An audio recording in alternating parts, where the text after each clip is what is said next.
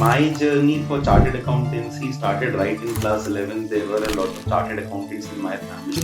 As a chartered accountant आपका क्या exact role रहता है? एक होता है ना, बचपन से एक ड्रीम सेट हो जाता है. And my mother always used to set an example कि देखो वो कितने अच्छे. So where was the transition exactly? Like how does a chartered accountant Chartered accountant is basically one degree which gives you so much flexibility that you can turn your life into any phase. Tax avoidance करने की जगह आपको tax planning करने की जरूरत. What you like, you are able to do that. इस client से इतना इतना पैसा आ रहा है. कई बार हमारे ड्यूज होते हैं और हमको पता नहीं होते. Welcome you all to the Rishi Rich podcast. Today we have our guest Mr. CA Ankit Tilha, who is a chartered accountant by profession and a teacher by passion. Welcome sir. We are so thrilled to have you. Thank you so much. Thank you so much for having me. So before we begin sir, there are a lot of things जो कि हम आज बात करना चाहते हैं, financial management skills, business entrepreneurship. But firstly, I would like you to tell us a bit about yourself, your background, and how you became a chartered accountant and then decided to pursue teaching as a career. Okay. First of all, hello everyone. So my journey for chartered accountancy started right in class 11. There were a lot of chartered accountants in my family. और एक होता है ना, बचपन से एक dream set हो जाता है. So one of my grandfathers, like my grandfather's real brother, was also a chartered accountant, a famous CA in Kolkata. तो वो जब भी घर आते थे, he always used to tell me कि CA बनने के बाद ऐसा किया जाता है, ये होता है, वो होता है. And my mother always used to set an example कि देखो वो कितने अच्छे हैं. देखो वो हर एक चीज को लेके कितना प्रिसाइज है. तो फिर it was set right from class 11th taking commerce कि I have to become a chartered accountant. At home also there was a good guidance क्योंकि फैमिली में कई सारे CS. Then I just pursued chartered accountancy. Teaching also I started very early because teaching was one of my passion. So I had to become a chartered accountant, and teaching is like something which I found out I was good at. So where was the transition exactly? Like how does a chartered accountant in the middle of doing all of this decides to just pursue teaching as a career? See, एक कहते हैं कि बहुत किस्मत की बात होती है कि what you like, you are able to do that in your life. So अगर आपको अपनी पसंद की चीज जिंदगी में करने को मिल जाए तो आपसे अधिक खुश नसीब कोई नहीं है. इससे बेहतर और तो कुछ नहीं हो सकता. So that is one thing which I luckily found out in myself, that I had to become a chartered accountant. Now chartered accountant is basically one degree which gives you so much flexibility that you can turn your life into any phase. If you Quite wish to- diversified it is. If you wish to become an entrepreneur, like I've also been advising many clients on taxation matters. I have around 50 plus clients who I have been working with and closely managing their taxes, advising them how they can actually save a lot of taxes. So we'll get to that in our next part of the video. So basically, like my teaching part was right, as I said, right after my class 12, we set up our institute, Lela Education Center, around in 2014. So it was me and my brother Ajay Lilha who started it together. And then we started, I still remember, from a small room where there were 4 children sitting, and jab wo aate the, and then only we used to get their seats also. There were hardly 4 seats and 4 students. When the 5th student used to come, his seat also used to come. So like that we grew from 4 students to a room, then 2 rooms, and today we can claim that we have one of the finest and the biggest institute in entire UP for C and CS. Correct. So quite inspirational journey you have told about. मुझे मतलब personally अगर मैं बताऊं तो ये एक ऐसी चीज़ है जो कि हम बहुत रेयरली देखते हैं. कई बार ऐसा होता है कि हम किसी बहुत बड़ी चीज़ के बारे में अक्सर नहीं सोचते हैं क्योंकि हमें लगता है कि शायद हम वहाँ तक पहुँच भी नहीं सकते हैं. बट आप इतना बड़ा ड्रीम देखते हो और उसे आप अचीव भी करते हो, which is I think one of the biggest message that the audience should take from. तो सर, जैसा आपने बताया कि आप कई बिजनेसेस के लिए अकाउंटिंग करते हैं, तो मैं जानना चाहूँगा कि एज अ चार्टर्ड अकाउंटेंट आपका क्या एग्जैक्ट रोल रहता है for those firms, for those semi startups? देखिए, चार्टर्ड अकाउंटेंट का वर्क आज के समय में सिर्फ अकाउंटिंग पे सीमित नहीं. Accounting we can say is the most basic work जो कि सिर्फ एक अकाउंटेंट कर सकता है. बीइंग अ चार्टर्ड अकाउंटेंट, मेरा जो मेन रोल रहता है उनके साथ उनकी टैक्स प्लानिंग का रहता है. उनको टैक्सेशन पे अलग अलग मैटर्स पे एडवाइस करना. एक रोल एक चार्टर्ड अकाउंटेंट का कहीं ना कहीं ITR फाइलिंग भी होता है, GST रिटर्न फाइलिंग भी रहता है, उनको उन सब मैटर्स के regarding. But above that, the most important role is advising them how they can manage their accounting part and how they can manage their taxation part, whether it is regarding GST or it is regarding the income tax. Tax, मेरा मानना है कि tax avoidance करने की जगह आपको tax planning करने की जरूरत है. ठीक है? बहुत अधिक करेक्ट। टैक्स बनना भी बेवकूफ़ी हो सकती है कई बार। तो जहाँ तक हो सके टैक्स प्लानिंग करनी चाहिए। That is my role which I have been associated with various I can say mostly I am associated with the private sector enterprises only. तो ऐसे बहुत सारे इंडिविजुअल्स या प्राइवेट सेक्टर के बिज़नेसेस हैं जिनके साथ मैं एसोसिएटेड हूँ। So as per your experience, what do you think are the mistakes that a startup or any small business owner who is just starting out, जो कि अभी जस्ट उन्होंने स्टार्ट ही किया है, वो ऐसी कौन सी अकाउंटिंग मिस्टेक्स करते हैं या आपको लगता है कि वो उन्हें अवॉइड करना चाहिए और कैसे अवॉइड करना चाहिए? अगर हम स्टार्टअप्स की बात कर रहे हैं पहली बात तो फिर हम कह सकते हैं कि जो कि बहुत इनिशियल फेज़ में है अभी और उनका बिज़नेस अभी जस्ट ग्रो कर रहा है। हम कह सकते हैं विदिन अ सीआर के रेंज में है, अगर विदिन 1 सीआर के रेंज में है, अभी उनका बिज़नेस बहुत इनिशियल 3-4 इयर्स का है, तो फिर हम उसको एक एक स्टार्टअप कह सकते हैं। टेक्निकली नहीं, लेकिन एक नॉर्मली लेमैन लैंग्वेज में कह सकते हैं। तो कई बार ऐसा देखा गया है कि स्टार्टअप्स तो अकाउंटिंग करते ही नहीं हैं। दे avoid that accounting part and by the year and फिर वो कई बार रियलाइज़ करते हैं कि वो मेरा पैसा कहाँ गया, किन चीज़ों में गया। क्योंकि पैसा आ तो रहा है, लेकिन पैसा टिक नहीं रहा ठीक है। नहीं रहा, कैश फ्लो का मैनेजमेंट नहीं है। कैश फ्लो का मैनेजमेंट नहीं है। तो राइट। वो एग्ज़ैक्टली पैसा कहाँ से आया और कहाँ गया, ये चीज़ उनको एक अकाउंटिंग करने के बाद ही समझ में आ सकता है। जैसे-जैसे आप ग्रो करेंगे, कहीं न कहीं एक अकाउंटिंग आपकी ऑब्वियसली एक लीगल पॉइंट ऑफ व्यू से तो रिक्वायरमेंट है ही।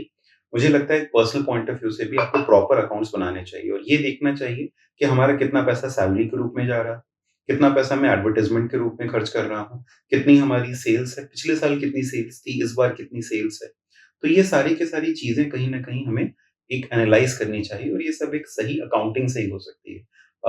अनलकीली कई बार ऐसा होता है कि हम बहुत सी चीज़ों के लिए पैसा पे करने के लिए तैयार रहते हैं, but businesses which we have seen in India, especially the small businesses, they are not ready to pay for accounting. तो सर मैं इसी क्वेश्चन पे भी आने ही वाला था कि जैसे जो इनिशियल फेज़ होता है किसी स्टार्टअप का, जनरली जो भी एंटरप्रेन्योर्स होते हैं, वो मोस्टली फ़ोकस करते हैं प्रोडक्ट्स पे और सेल्स पे। They somehow try to avoid, मैं कह सकता हूँ, या फिर हो सकता है कि they do not give that much importance to the counting part. और मुझे लगता है कि कहीं न कहीं बहुत बड़ी वो मिस्टेक करते हैं जिसका उन्हें खामियाज़ा शायद बाद में भुगतना पड़ता है। क्योंकि अगर आप कहीं न कहीं टैक्स के साथ कॉम्पेंसेट कर रहे हैं या कहीं कॉम्प्रोमाइज़ कर रहे हैं, तो मुझे लगता है कि आगे जाके उसके कॉन्सिक्वेंसेस बहुत ड्रास्टिक हो सकते हैं। तो उस पे आप क्या सजेस्ट करेंगे? और हम ऐसी भी प्रैक्टिसेस को देखते हैं कि कई बार हम अपने पैसों को बचाने के लिए हम ये सोचते हैं कि हम किसी प्रोफ़ेशनल को या चार्टर्ड अकाउंटेंट को हम हायर ना करें और वो जो पार्ट है वो हम खुद ही हैंडल कर लें। तो क्या लगता है कि ये चीज़ सही होती है करनी इनिशियल फ़ेज़ में, या फिर हमें किसी प्रोफ़ेशनल को हायर करना चाहिए? देखिए मैं थोड़ा-सा इसको पहले से लेट करूँगा। मुझे ध्यान है हमेशा से कि मेरे दादाजी हमेशा ही खुद से अपने अकाउंट्स बनाते थे और सारी चीज़ें खुद से मैनेज करते थे। लेकिन वो उस समय की बात थी। आज के समय में अगर बात किया जाए कि आप हर एक चीज़ खुद से कर लें, तो ये एक बहुत कॉमन मिस्टेक है जो कि एंटरप्रेन्योर्स कई बार कर जाते हैं, कि managing everything by themselves, this is not possible. You have to have a specialist person for everything. आपके पास एक स्पेशलिस्ट पर्सन फॉर अकाउंटिंग होना चाहिए, for the management part, for the sales part, because you can not be an expert in everything in right. Today's time specifically, जब आपको खास करके बहुत तेज़ी से ग्रो करना है। और अकाउंटिंग के रिगार्डिंग एक यही सजेशन रहती है हमेशा कि आप हमेशा शुरुआत से ही अपने प्रॉपर अकाउंट्स मेंटेन करिए, ताकि आप अपनी ग्रोथ को ट्रैक कर पाएँ। आप ये देख पाएँ कि लास्ट ईयर हम कितना थे, हम इस बार कितना हैं। अच्छा, कई बार ऐसा भी होता है कि इन्फ्लेशन के कारण या बढ़ते हुए एक्सपेंसेस के कारण हमारी प्रॉफिटेबिलिटी गिरने लगती है। But as a business sometimes we are unable to analyse that why this profitability is decreasing, ये प्रॉफिटेबिलिटी क्यों घट रही है? या फिर मेरे हाथ में वो कैश क्यों नहीं बच रहा है? तो फिर इन सब चीज़ों के लिए प्रॉपर अकाउंटिंग होनी चाहिए थ्रू एन एक्सपर्ट, जो कि आपको बता सके कि दीज़ आर दी हेड्स जहाँ पे आपने खर्चा किया, these are the sources of your revenue, इस क्लाइंट से इतना-इतना पैसा आ रहा है। कई बार हमारे ड्यूज़ होते हैं और हमको पता नहीं होते, या हम कई बार ये नहीं पता लगा पाते कि एक्चुअली हम कितना कमा रहे हैं, हमने एक क्लाइंट से कितना पैसा अर्न किया और उस पे कितना खर्च किया। तो इन सभी चीज़ों के लिए अगर एक प्रॉपर अकाउंटिंग होगी, तो ज़रूर से वो आपके एक्सपेंसेस को थोड़ा बढ़ाएगा, बट उसके बाद जाकर के आपको एक सही रिटर्न भी देगा। तो जैसे भी आपने हाइलाइट किया the importance of keeping a proper record, तो लेट्स सपोज़ कि समहाउ कहीं ऐसा कुछ हो सकता है कि कुछ रिकॉर्ड्स मिसिंग हो जाएँ या फिर हमने किसी चीज़ का रिकॉर्ड नहीं किया, क्योंकि स्टार्टिंग फेज़ जब होता है, तो हम कोई बहुत प्रोफ़ेशनल तरीके से काम नहीं कर रहे होते हैं। हम जो भी सर्विसेज़ को सेल कर रहे हैं या जो भी हम अपनी कंपनी को ऑपरेट कर रहे हैं, कई बार ऐसा होता है कि हम सोचते हैं कि चलो कच्चा बिल जिसे हम कहते हैं, तो कच्चा बिल भी अगर हमें मिलता है, या फिर कैश जो हमें मिलता है हम उसे रख लेते हैं, रादर देन उसकी हम अकाउंटिंग करें, प्रॉपर ये सारी चीज़ें करें, इसके क्या कॉन्सिक्वेंसेज़ हो सकते हैं? देखिए, होता ये है आमतौर पे इंडिया में कि 2 तरीके की बुक्स सब कोई बनाता है। एक होता है वो दिखाने वाला और एक होता है रखने वाला। रखने वाला, राइट। तो आई बिलीव कि अगर बहुत अधिक डिफरेंस नहीं है दोनों में, हमको एक ही हमेशा रिकॉर्ड रखना चाहिए, क्योंकि कई बार वो दिखाने वाला और एक रखने वाला अलग-अलग रखने के चक्कर में वी गेट कन्फ्यूज्ड कि हमारा कौन-सा बिल सही है, हमारा कौन-सा रिकॉर्ड सही है। तो एज़ आई सेड कि rather than just avoiding tax, we should go for rather a tax management. अगर आप उसको अलग-अलग इस तरीके से बाइफरकेट कर रहे हैं, उसकी जगह आप उसको 2 बिज़नेसेस में बाइफरकेट कर लीजिए। बट आप शुरुआत से ही उसके सही रिकॉर्ड्स को मेंटेन करिए। एंड उसके अंदर में अगर कुछ रिकॉर्ड्स आपके मिस भी हो जाते हैं इनिशियल फेज में, नॉट अ बिग इश्यू, क्योंकि अधिकतर हमारे ट्रांजैक्शंस आजकल अकाउंटिंग ऑनलाइन के थ्रू होती है, तो वो सब कहीं न कहीं हमारे पास रिकॉर्ड रहता है। आप ऐसा भी कर सकते हैं कि एक अपने मंथली रिकंसिलिएशंस बनाते रहिए, जिसके अंदर में आपको ज़्यादा समय नहीं, सिर्फ थोड़े समय अपने अकाउंटेंट के साथ में स्पेंड करने चाहिए। आप उनसे एक मंथली रिटर्न्स माँग लीजिए कि भई इस मंथ को हमारा क्या-क्या रेवेन्यूज़ रहे हैं और क्या-क्या एक्सपेंसेस रहे हैं। और कई बार जो अकाउंटेंट समझ नहीं पाए, उनको आप थोड़ा टाइम दीजिए कि आप वो आपसे कंसल्ट करके समझ सकें। क्योंकि कई बार ट्रांज़ैक्शंस लिखे रहते हैं, बाद राइट। में पता चलता है कि वो ज़ोमैटो का पैसा दिया गया था।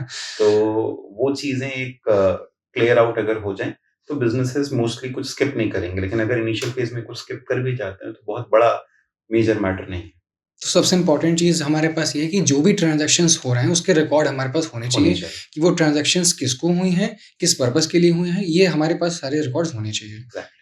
So, sir, what according to you are some of the key financial matrices that a company or a startup should follow in their initial stages? देखिए, बहुत सही सवाल है कि एक्चुअली एक कंपनी बेसिकली कैसे एनालाइज़ करे कि वो अच्छा कर रही है कि नहीं कर रही है, राइट? हुँ। तो कई बार ऐसा होता है कि हम लोगों को लगता है कि हमारी कंपनी अच्छा कर रही है, बट शायद जब हम या एक स्टार्टअप की अगर आप बेसिकली बात करें और वो फंडिंग रेज़ करने जाए, तो उनके हिसाब से वो सही परफॉर्मेंस नहीं है। तो अगर फर्स्ट इंडिकेटर की बात किया जाए, तो एक बिज़नेस या एक कंपनी चलाने के लिए सबसे ज़रूरी होता है प्रॉफ़िट, कि आप प्रॉफ़िट कितना कमा रहे हैं। तो सबसे पहला जो फाइनेंशियल मैट्रिक्स है, या कह लीजिए heart and soul of the business है, वो है प्रॉफ़िट। आप ये देखिए कि after deducting all the expenses, what is the profit that your company is actually making. अच्छा, इसमें कई बार एक एंटरप्रेन्योर ये भी मिस आउट कर जाता है कि क्या वो अपनी भी मेहनत को उसके अंदर में चार्ज कर रहा है कि नहीं हुँ। कर रहा है। से for example if So, you sir, are we talking about the gross profit or the net profit? basically the net profit Net. after deducting each and every expenses, Mhm. what is that you are able to make out after deducting even your own salary, because you if say for example you can earn rupees 2 lakhs per month if by doing a job Right, xyz right. job, तो आपको वो भी कहीं ना कहीं अपने business से draw out करना चाहिए. So after drawing out each and everything, what is the net profit that your business is able to make. Next is one very important factor which is year on year growth. आप उसमें ये देखिए कि आपका every year what is your revenue growth, what was the last year revenue, what is the current year revenue. Obviously आपको revenue कहीं ना कहीं ग्रो करनी है, तभी आपकी प्रॉफिट भी ग्रो करेगी. ठीक है, तो profit depends upon your revenue. आजकल एक बहुत ही इंपॉर्टेंट फैक्टर हम लोगों को और कंसिडर करने की जरूरत होती है, which is your gross margin. हुँ। तो ग्रॉस मार्जिन इज बेसिकली कि आप कितना मेकआउट कर पा रहे हैं अपने सेल्स में से डायरेक्ट एक्सपेंसेस को माइनस करने के बाद. तो डायरेक्ट एक्सपेंसेस का बेसिकली मतलब हो गया जो मुझे अपने प्रोडक्ट में डायरेक्टली इनकर करने लगे. Like like advertisement and all. Advertisement can also be said to be indirect. Okay. Direct is कि मैंने अगर ये 8 रुपए का प्रोडक्ट खरीदा और 12 रुपए में बेचा, तो this is direct. Okay. 8 rupees expense is direct, 4 rupees is my gross margin. So 4 rupees out of 12 is my gross margin. So 33.33% 33.3. can be said to be a gross margin. Then you can deduct the indirect expenses. ताकि आपको समझ में आएगा कि actually हम अपने product को बेच करके कितना पैसा कमा पा रहे हैं. ठीक है, and after that you can manage कि हम कितने कितने इसमें इनडायरेक्ट एक्सपेंसेस कर रहे हैं. Again you can have a rate which is called as burn rate, जिसके अंदर में हम देखते हैं कि आप पूरी सेल्स करने के लिए अपने ऑपरेशनल खर्चे कितने कर रहे हैं. जैसे कई बार होता है कि हमारे ऑपरेशनल एक्सपेंसेस बहुत ज्यादा हाई होते हैं. लाइक अगर हम बात करें सर्विस सेक्टर के अंदर में, तो there is as such the gross margin is 100%, 100%. Because we are not spending anything directly on a customer. हमारे ज्यादातर खर्चे जो हैं वो इनडायरेक्ट होते हैं. बट कहीं ना कहीं हमारे जो ऑपरेशनल एक्सपेंसेस होते हैं वो बहुत ज्यादा होते हैं. तो हमारे ऑपरेशनल एक्सपेंसेस कितने परसेंट हैं of your sales, that is basically burn rate which you can consider. There can be various other factors जैसे कि आरओआई आपका क्या है, रिटर्न ऑन इन्वेस्टमेंट क्या है, XYZ you can evaluate whether you are having a positive cash flow और नॉट। अपनी कैश फ्लोज को देख लीजिए, बाकी चीजों को देखिए। You can evaluate this way your business. तो जैसे आपने बताया सर कि कुछ ऐसे फाइनेंशियल मैट्रिसेस को लेके इश्यूज आते हैं, तो are there any sustainable practices that we should follow as an entrepreneur basically to grow your business. To grow our businesses? Okay, देखिए अगर आपको एक लंबे समय तक बिजनेस ग्रो करना है तो you need to first of all have a very steady base. एक जैसे एक हम लोग इंडिविजुअल के लिए कहते हैं कि आपके पास एक इमरजेंसी फंड होना चाहिए, मुझे लगता है एक बिजनेस के पास में भी एक इमरजेंसी फंड होना चाहिए। Business means risk. अगर आप बिजनेस कर रहे हैं तो आपको एक रिस्क लेने के लिए हमेशा तैयार रहना चाहिए, and that is where the mindset gets different between employ and business owner. Because एक एम्प्लॉय हमेशा सोचता है कि every month he will be making out this much amount of money, but as a business owner you have to be ready कि किसी month अगर आप lakhs earn करेंगे तो कुछ मंथ्स हो सकता है कि आप थाउजेंड्स में भी अर्न करें, कुछ मंथ्स ना भी अर्न करें। So, to ensure that you are growing in the long term, you must every time ensure कि आपने जितना कमाया उसका थोड़ा थोड़ा परसेंटेज आप अपने पास रखते जाइए for the further business growth. जैसे एक कॉमन से एग्जांपल से हम लोग इसको ले सकते हैं कि पहले हमारे यहाँ पे जब दुकानों का एक सिस्टम होता था, मेरी दवा की दुकान थी हमारे फैमिली के अंदर में, तो हमेशा हम देखते थे कि जो गल्ला होता है, जो लॉकर होता है, उसके अंदर में अगले दिन के लिए कुछ पैसा छोड़ दिया जाता था और कुछ पैसा उसमें से विड्रॉ किया जाता था। कभी भी उसको पूरा खाली नहीं किया जाता था। और आज के समय में शायद टेक्निकली उसको हम लोग रिटेन्ड अर्निंग्स कहते हैं, कि कंपनी की रिटेन्ड अर्निंग्स होती है, लेकिन दैट वाज नेवर एम्प्टी। माना जाता था कि बिजनेस के रिजर्व्स कभी खाली नहीं होने चाहिए। तो अगर आपको एक बिजनेस लॉन्ग टर्म के लिए ग्रो करना है, तो आप जब बिजनेस के कुछ इनिशियल ईयर्स को पार कर चुके हैं, तो ऑलवेज हैव सम बैकअप कि ये मेरा, अगर बिजनेस कभी अप के बाद डाउन भी आता है, तो हम उसको सस्टेन कर पाएँगे। बिकॉज़ आज के समय का हमारा इतना ग्रीडी कल्चर हो गया है कि अब हम लोग गल्ले को खाली करने से पहले नहीं सोचेंगे। We are ready basically to हम फ्री अपनी आवर लायबिलिटीज रिजर्व्स। को ज्यादा बढ़ा देते हैं राइट। और अपने एसेट्स को कम। तो हमें उसका एक बेस इतना एक स्टडी एक तैयार कर लेना चाहिए कि अगर आप कभी लोन्स एंड लायबिलिटीज ले भी रहे हैं, लोन लेना is not a bad thing. आप उसको लोन को लेकर के भी अपने बिजनेस को आगे ग्रो कर सकते हैं, बट आपके पास में वो बेस, एक स्ट्रॉन्ग फाउंडेशन होना चाहिए, so that even if there is a fall down you have reserves ready for it, ताकि आप उसको रिपे करके फिर अपने बिजनेस को वापस स्टैंड अप कर सकें और वो कभी फॉल डाउन ना करे। तो सर जैसे आपने सस्टेनेबल बिजनेस प्रैक्टिसेस अभी बताई, आपको क्या लगता है कि कहीं न कहीं स्टार्टअप्स जो फेल होते हैं, क्या वो इन प्रैक्टिसेस को लैक करते हैं या फिर is there any other reason for that? देखिए, बिज़नेसेस के लिए ऐसा जो ख़ास करके स्टार्टअप्स हैं आज के समय में, उनके लिए एक लाइन मैंने एक किताब में पढ़ी थी कि there is a tendency to grow too much too सून।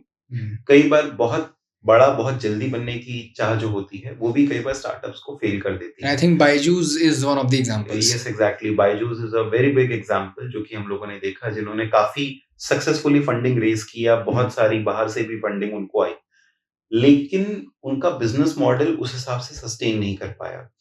तो हुआ क्या कि उनको जब फंडिंग मिली, उन्होंने जगह-जगह पे ऑल ओवर इंडिया अपने बहुत सारे सेंटर्स ओपन किए। सभी बड़े शहरों के अंदर में ह्यूज ऑपरेशनल कॉस्ट के साथ में सेंटर्स ओपन किए। हालाँकि उनका एक बेसिक बिज़नेस मॉडल वैसा नहीं था।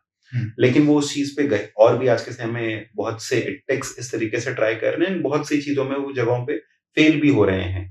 अ, बायजूस ने भी सेम किया। उसके बाद जाकर के जब उनके क्रेडिटर्स ने उनको प्रेशराइज़ करना शुरू किया कि आप मेरा पैसा दीजिए, तो उन्होंने और फंडिंग के लिए ट्राई किया। लेकिन आज के समय में क्रिएटर्स तुरंत अपना लीगल एक्शन के लिए मूव कर जाते हैं। तो वो तुरंत लीगली उस चीज़ के लिए मूव किए और बायजूस को फिर सडनली अपने सारे के सारे, एक तो क्रिएटर्स को तुरंत पैसा भी उनको काफ़ी हद तक रिटर्न करना पड़ा। अपने काफ़ी ऑपरेशनल कॉस्ट कट करने पड़े। उन्होंने कई सारे अपने सेंटर्स को क्लोज़ डाउन कर दिया। तो एक सडन क्रैश डाउन हो गया बायजूस के साथ में भी, जस्ट बिकॉज़ कि वो बहुत जल्दी एक सडनली पूरे के पूरे ऑल ओवर द वर्ल्ड एक एक्सपैंड करना चाहते थे। So this is one reason why we can see कि स्टार्टअप्स बहुत अधिक फेल कर रहे हैं। ये कल्चर थोड़ा-सा इंडिया में, जैसा कि हमने कहा था कि नया है, we have to learn, still learn We've कि also how seen Paytm going the same way. Paytm has also somewhat suffered in the same way. हालाँकि उसका बिज़नेस अभी भी सस्टेन कर रहा है, लेकिन जब वो अपनी लिस्टिंग के लिए गए थे खास Exactly. करके, तो वी हैड सीन कि काफ़ी ओवरप्राइस्ड लिस्टिंग थी उस चीज़, and their management could not justify it. उस चीज़ को वो जस्टिफाई नहीं कर पाए, काफ़ी इनएफिशिएंसीज़ भी आई बीच में मैनेजमेंट में। हाल ही में जो उनका अपना पेटीएम का वॉलेट है, वो भी अब आप जानते होंगे कि उसको डिसकंटिन्यू कर दिया डिसकंटिन्यू कर गया दिया है। गया है। सो कहीं न कहीं जो स्टार्टअप्स हैं, उनको एनालाइज़ करना पड़ेगा कि नहीं, वो किस तरीके से आगे एक लॉन्ग टर्म, एक स्टेबल बिज़नेस स्ट्रक्चर डेवलप कर सकते हैं। भले वो 1 साल में ना ग्रो करें, 2 साल या 3 साल के अंदर में ग्रो करें, but it has to be sustainable. एक वो सडन राइज़ के बाद में fall can be a very big issue. जैसे आपने बताया कि अभी यहाँ पे जो वो लिस्टिंग के लिए जैसे जाते हैं या कई बार वो फंडिंग मार्केट से उठा रहे होते हैं, तो एक हो सकता है कि शायद वो उसको मैनेज अभी ना कर पाएँ या फिर उनका बिज़नेस मॉडल एज़ सच नहीं है कि लॉन्ग रन में अगर वो बहुत बड़ा कैपिटल जनरेट भी करते हैं बाहर मार्केट से, तो वो चीज़ सस्टेनेबल उनके लिए हो पाए इन द लॉन्ग रन। तो व्हाट वुड यू सजेस्ट कि शुड अ स्टार्टअप जो कि अभी जिसको 2 से 3 साल हुए हैं and they are generating a good amount of revenue, should they approach public listing depending on their requirements या फिर उनको मार्केट से कुछ फंड उठाने चाहिए या फिर उनके पास जो उनका बिज़नेस मॉडल है, वो अपने खुद के ही कैपिटल से कंटिन्यू उनको करना चाहिए? देखिए, when you are going public listing, I believe is a very big step. हुँ। उससे पहले कहीं न कहीं हम लोग छोटे बैंक लोन्स रेज़ करते हैं, या फिर जो हमारे कुछ अपने, एक होता है कि वेंचर कैपिटलिस्ट होते हैं, वीसीज़, जो कि स्टार्टअप्स के अंदर में पैसा लगाते हैं, उनसे एक प्राइवेट फंडिंग हम लोग रेज़ करते हैं rather than going for the public funding first. तो हम लोग पहले एक प्राइवेट फंडिंग रेज़ करते हैं। अब प्राइवेट फंडिंग के अंदर में या तो आप किसी से इक्विटी शेयरिंग करते हैं, या तो फिर आप बैंक से लोन लेते हैं। इक्विटी शेयरिंग भी हम लोग कर सकते हैं। अगर आपको लगता है कि आपके साथ में कोई ऐसा बंदा जुड़ रहा है, जो कि जैसा आपने देखा होगा शार्क टैंक में बहुत से शार्क लोग टैंक जाते राइट, हैं, राइट। वो अपना 2% 5% शेयर सेल करते हैं just to have those people on board जो कि उनको फर्दर सपोर्ट कर सकें। एंड अगर बैंक लोन की बात करें तो वो डायरेक्टली बस आपको फंड्स प्रोवाइड करा देंगे। बिफोर टेकिंग दीज़ फंड्स, अगर हम स्पेसिफिकली लोन की बात करें, तो आई बिलीव कि वी हैव टू सी कि हमारी उसकी नीड क्या है। एक बहुत ही बेसिक सा अकाउंटिंग कॉन्सेप्ट है, जो कि कहता है कि अगर आप लॉन्ग टर्म सोर्सेज़ से पैसा रेज़ कर रहे हैं, तो it should be for the long term investment. हुँ, और अगर करेक्ट। आप शॉर्ट टर्म सोर्सेज़ का पैसा रेज़ कर रहे हैं, it should be for the short term investment. तो you can not take a 5 year loan for meeting your salary needs. Correct. तो अगर आपने 5 साल का पैसा लिया, तो अब आप देखिए कि उस 5 साल के पैसे को हम कहाँ एलोकेट करेंगे। और अगर आप शॉर्ट टर्म का ओडी रेज़ कर रहे हैं, ओवरड्राफ्ट रेज़ कर रहे हैं, या शॉर्ट टर्म के लिए टेम्परेरी फंड्स रेज़ कर रहे हैं, तो फिर आप उससे ऑपरेशनल एक्सपेंसेस मीट आउट कर सकते हैं, प्रोवाइडेड वो आपका रोलिंग पैसा है। यानी आपको लगता है विदिन अ मंथ, 2 वो मंथ्स चीज़ आपको वो आपको मिल पैसा आपको जाएगी, मिल रिटर्न हो जाएगा, जाएगा। तो फिर राइट। आप उसको तुरंत रिपे कर दीजिए। हुँ, लेकिन दिक्कत कहाँ पे आती है कि अगर आपने एक लॉन्ग टर्म 5 साल का लोन लिया और आपने सडनली बहुत सारा स्टाफ हायर कर लिया या स्टॉक एक्वायर कर लिया, और वो स्टॉक आपको हो सकता है कि तुरंत बिक जाए, हो सकता है तुरंत ना बिके, आप तुरंत उस पैसे को रिपे ना कर पाएँ। तो वो दिक्कत एक आती है। अगर आपने लॉन्ग टर्म सोर्सेज़ का इस्तेमाल कर लिया अपने ऑपरेशनल एक्सपेंसेस के लिए, तो that might not give you return, वो आपका स्केल ऑफ बिज़नेस नहीं बढ़ाएगा। सो दीज़ आर सम थिंग्स जो कि मुझे लगता है एक ध्यान रखना चाहिए बिज़नेस को before going for the next stage of your funding, whether to a bank or to a venture capitalist or for the final stage of a public listing, because that is one of the last or the big stage for big any stage company. Definitely. तो sir financial management पे हम कुछ बातें करना चाहेंगे। I think financial knowledge की कहीं न कहीं बहुत कमी है हमारे इंडियन फैमिलीज़ में जो कि हम देखते हैं और इसकी वजह से फाइनेंशियल इंस्टेबिलिटी वो एक्सपीरियंस करते हैं। और ये मुझे लगता है कि throughout generation to generation ही पास ऑन हुआ है।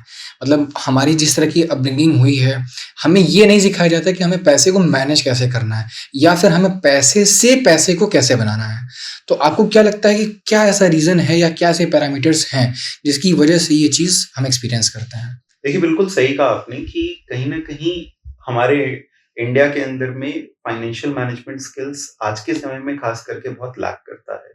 पहले बीइंग अ मारवाड़ी, हम लोगों को मेरे दादाजी सिखाया करते थे एक कॉन्सेप्ट कि पहले दुकान फिर मकान। तो ये जनरेशन से पास ऑन तो हुआ है, हम लोग सुनते आते हैं कि Marwaris, Gujaratis, they are very good in doing businesses. तो ये फाइनेंशियल मैनेजमेंट की स्किल्स हमारे अंदर में थी, बिकॉज़ हम लोग पहले बहुत अधिक सेव करने का कल्चर लेकर के चलते थे। लेकिन आज के समय में वो कल्चर रिप्लेस हो गया है with the spending culture. Consumption हमारा बढ़ गया है। कंज़म्पशन हमारी बहुत ज़्यादा हुँ, बढ़ गई है। क्रेडिट कार्ड आज के समय में हम कहीं भी स्वाइप कर सकते हैं। यूपीआई के थ्रू पेमेंट करना कहीं भी ईज़ी है। तो वो कल्चर हमारा थोड़ा-सा चेंज हो गया है। सबसे बड़ी दिक्कत जो आज के समय में आ रही है, वो ये है कि फैमिलीज़ के अंदर में पैसे को लेकर के बात नहीं होती।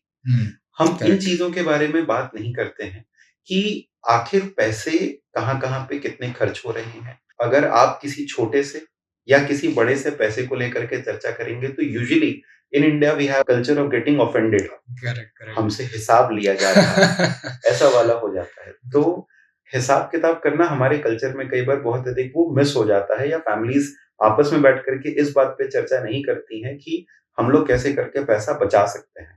इन चीज़ों पे कभी इम्पोर्टेंस उतनी नहीं दी जाती कभी है। इम्पोर्टेंस नहीं दी हुँ, जाती। और जैसा कि हमने कहा कि पहले ये चीज़ें सिखाई जाती थी, लेकिन अब कहीं न कहीं ये भी हमारे कल्चर में आ गया है कि हमें शो ऑफ करना है। हुँ। तो जब तक वो चीज़ें हमारे एक दिमाग से धीमे-धीमे करके रूल आउट नहीं होंगी, हम लोग फाइनेंशियली उतना स्टेबलाइज़ नहीं हो सकेंगे। बिकॉज़ पैसा जिनके पास पुराना है वो अलग है, but if you have to make fresh money, you have to work hard for it. Definitely. So for that purpose, you need the right financial management skills, and for that, the family, entire family, has to inculcate those habits in it. My father always says me कि बेटा हमेशा कुछ ना कुछ पैसे बचाते रहा करो, कुछ ना कुछ पैसे सेट असाइड करो, हमेशा एफडी करते रहो। FD. But I always say him कि पापा एफडी से बेहतर भी होता है, स्टॉक मार्केट होता है। नहीं नहीं, वो राइट। स्टॉक मार्केट में मैंने सुना है कि पैसे डूब जाते हैं, ये हो जाता है। किसी दिन उनके कुछ पैसे हमने लगवाए भी हैं स्टॉक मार्केट में, तो वो स्टॉक मार्केट को अब हमेशा के चेक मैट्रिक्स करते देखते रहते रहते हैं, और कभी अगर हैं। गिरते हुए खबर आ गई तो बड़े गुस्से से देखते भी हम लोगों को। तो ये चीज़ें रहती हैं कि अगर हम लोग फैमिलीज़ के अंदर में डिस्कशन करें, my mother still, but even then being a chartered accountant, my mother still keeps money in savings account, because okay. हाँ, बिकॉज़ शी सेज कि नहीं, एफडी में पैसा रखेंगे, स्टॉक मार्केट में रखेंगे तो कैसे निकलेगा पैसा, क्या होगा? तो दिस वोलेटिलिटी इज़, उसकी ऑब्वियसली नहीं रहती है। वो चीज़ बिल्कुल रहता है, उसमें एक लिक्विडिटी का पार्ट एक मिसिंग रहता है कि हम उसको कैसे यूज़ करेंगे, वो उनको नहीं पता है। जबकि आज के समय में ऐसे भी फंड्स हैं जहाँ पे आप आसानी से पैसा आज लगा करके उसको शाम को या कल कभी भी हुँ। विथड्रॉ कर सकते हो। एफडीज़ आज के समय में ईज़िली विथड्रॉएबल रहती हैं।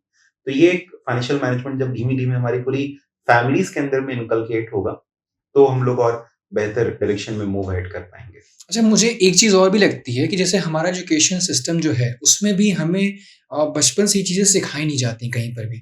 मतलब अगर क्लास 11th या 12th में अगर आप कॉमर्स लेते हैं, तो भले आपको थोड़ी बहुत नॉलेज उससे हो जाए, बट टिल देन जैसे पहले क्या होता था कि we were dependent on our families. But आज एक ट्रेंड हम देख रहे हैं कि आज 13 इयर्स, 14 इयर्स के भी जो किड्स हैं, they are starting to make some money, right? Either through influencing या कहीं न कहीं वो ऐसा कुछ ना कुछ वो कर रहे हैं जो कि हम अपने टाइम पर नहीं करते थे, और वो पैसा वो जनरेट कर रहे हैं। पर उन्हें वो पता ही नहीं है कि उस पैसे को वो मैनेज कैसे करें। और इन फैक्ट अगर मतलब जैसे जो अदर स्ट्रीम के स्टूडेंट्स होते हैं जो कि कॉमर्स के नहीं भी हैं, वो जॉब में जब आगे जाते हैं, तो उनके साथ भी सबसे बड़ा यही इश्यू आता है कि उन्हें ये पता ही नहीं है कि अपने पैसे को हमें मैनेज कैसे करना आईटी है। एम्प्लॉइज़। हाँ जी, आईटी एम्प्लॉइज़। तो उन्हें पता ही नहीं कि मैनेज कैसे करना है। तो उनका मेन फ़ोकस होता है सिर्फ़ अर्न करने पर। वो पर मंथ की उनकी सैलरी उनके अकाउंट में क्रेडिट होती है, और मुझे लगता है कि शायद 15 से 20 दिन के अंदर वो सारी सैलरी वो स्पेंड भी कर देते हैं, without even thinking in the long run कि they won't be able to work at the age of 60 years. अगर उसको अचीव करते हैं, 60 इयर्स पे वो जाते हैं, तो वहाँ पे वो काम नहीं कर पाएँगे वो। या 50 इयर्स पे भी, या ऐसा भी हो सकता है कि अगर वो पैसा मैनेज नहीं कर रहे हैं, तो कल को उनके अगर बच्चे भी होते हैं, तो शायद वो उनकी एजुकेशनल प्लानिंग भी ना कर पाएँ, उनके शादी की भी प्लानिंग ना कर पाएँ। तो ये क्या लगता है कि एजुकेशन सिस्टम भी हमारा है टू ब्लेम? होता है, बिल्कुल होता है। जैसे मैं खुद बहुत सारे क्लाइंट्स को देखता हूँ अपने, और उनकी सैलरी इस समय अगर 15 लाख है, 20 लाख है, 25 लैक्स है, और उनसे आप कभी भी फ़ोन पे अगर बात करिए तो वो यही कहते हैं कि अरे अंकित सर, पैसा नहीं बच रहा है, एकदम पैसा नहीं है। नाउ इफ आई से कि इफ समबडी इज़ अर्निंग 1.5 और 2 lakh rupees per month, even many people are earning with work from home, तो this is a big amount. But उसके बाद भी अगर पैसा नहीं बच रहा है, तो दिस मीन्स कि कहीं न कहीं कुछ तो हमारा गड़बड़ सही हो रही है। Consumption right. पैटर्न नहीं है। हम सही चीज़ें कर नहीं रहे हैं। या तो ख़ास करके ऐसी ईएमआईज़ के अंदर में उलझ गए हैं, जिनको रिपे करते-करते तक में हमारी सैलरी आती है, 50% हमारा ईएमआईज़ के अंदर में चला जाता है। तो आपने बिल्कुल सही पॉइंट आउट किया कि फाइनेंशियल एजुकेशन हमारे एजुकेशन सिस्टम के अंदर में बहुत लैकिंग है। पैसा कमाना और पैसा बचाना 2 अलग-अलग चीज़ें हैं। आप पैसा कमा सकते हैं, लेकिन हो सकता है कि पैसा बचा ना पाएँ। A person who is wealthy and a person who is earning more or earning high is are two different terms. You might earn more, but you still might not be wealthy. तो वो wealth accumulation की जो एक कला है, वो चीज़ हम लोगों को सीखनी पड़ेगी और कहीं न कहीं हमारे एजुकेशन सिस्टम का भी वो पार्ट होना चाहिए कि आप कैसे करके वेल्थ एक्यूमुलेट कर सकते हैं। नहीं तो Any फिर source you would like to suggest? देखिए बहुत सारे सोर्सेज़ हैं आज के समय में। जैसे एक बहुत प्रोमिनेंट सोर्स आज के समय में माना जाता है कि अगर आप एसआईपी करें, सिस्टमैटिक इन्वेस्टमेंट प्लान्स। अब ये एसआईपी आप म्यूचुअल फंड्स के अंदर में कर सकते हैं, आप इक्विटी के अंदर में कर सकते हैं, आप एसआईपीज़ के थ्रू गोल्ड बाइंग कर सकते हैं, आप एसआईपीज़ के थ्रू कहीं पे भी, but it has to be systematic and most importantly disciplined. अगर आप से फॉर एग्जांपल ₹3000 भी अगर आप एक्यूमुलेट कर रहे हैं for around 20-30 years and say for example per month, how much would you be able to accumulate? Around 80 lakhs, around 70 lakhs I should say approximately. तो लगभग 70 से 80 लाख रुपए तक डिपेंडिंग अपॉन क्या रिटर्न आप कमाते हैं। तो 70 से 80 लाख रुपए आप सिर्फ 3000 रुपए महीने बचा करके एक्यूमुलेट कर सकते हैं इन द नेक्स्ट 30 years। तो वी कैन जस्ट इमेजिन अगर वो 3000 का हम 10,000 कर पाएँ and with a given salary, तो इट कम्स अराउंड 2 करोड़। तो बहुत सारे यूट्यूब पे वीडियोस आते हैं कि करोड़पति बनिए 20 साल में, करोड़पति बनिए 30 साल में। तो this is no magic. This is just कि हम Compounding. डिसिप्लिन्ड वे में इन्वेस्टमेंट कर रहे हैं और वो कंपाउंड होकर के कहीं न कहीं हमको बहुत अच्छा रिटर्न्स देगा। तो ये तो जैसे इन्वेस्टमेंट आपने कुछ कुछ नहीं अभी है। सोर्सेस सजेस्ट किए हमें, तो ऐसा भी कई बार होता है जैसे हम अभी इसमें बात कर रहे थे कि हमें कहीं सिखाया नहीं जा रहा है। तो हम as a if you are coming from a non business background, तो अगर आप कुछ ऐसा सजेस्ट करना चाहें जहाँ से कि हम इस नॉलेज को गेन कर पाएँ, ऐसी कोई रिसोर्सेज़? देखिए, अगर आपको फाइनेंशियल मैनेजमेंट की नॉलेज गेन करनी है, तो इसके लिए एक बहुत अच्छी जगह हो सकती है हमारी बुक्स। और करेक्ट। आप ऑब्वियसली कुछ और जो इसके ट्रस्टेड एजुकेटर्स हैं आज के समय में बहुत सारे, यूट्यूब हो गए, बाद बाकी सोर्सेज़ हो गए, वहाँ पे आप हर किसी को फॉलो नहीं करिए क्योंकि आज के समय में मैं आपको बताऊँ कि हर एक 18-20 साल का बच्चा भी एक यूट्यूब चैनल ओपन करके वो अपने आप को स्टॉक मार्केट एंथुसियास्ट और स्टॉक मार्केट एनालिस्ट ज़रूर से लिखता है। डेफिनिटली। तो आप काइंडली उनको फॉलो ना करें, लेकिन असल में जो बहुत नॉलेजेबल हैं, आप उनको फॉलो कर सकते हैं। उनको फॉलो करने के बाद आप खुद से उसके ऊपर में एनालिसिस करिए, ये बहुत ज़रूरी है कि हमारी खुद की सेल्फ नॉलेज उसके ऊपर में क्या है, हमारा क्या अपना सेल्फ इंस्टिंक्ट है। ये नहीं कि बस उन्होंने कहा तो हमने पैसे लगा दिए। तो क्योंकि ऐसा भी आप कई बार हो सकता है कि शायद वो बायस्ड ओपिनियन दे रहे हों। एग्ज़ैक्टली होता है। ऐसा कई बार होता है कि हम किसी कंपनीज़ के साथ में भई जुड़े हुए हैं डायरेक्टली या इनडायरेक्टली और हम उनको सजेस्ट कर रहे हैं कि हाँ, ये अच्छी है, ऐसा हो सकता है।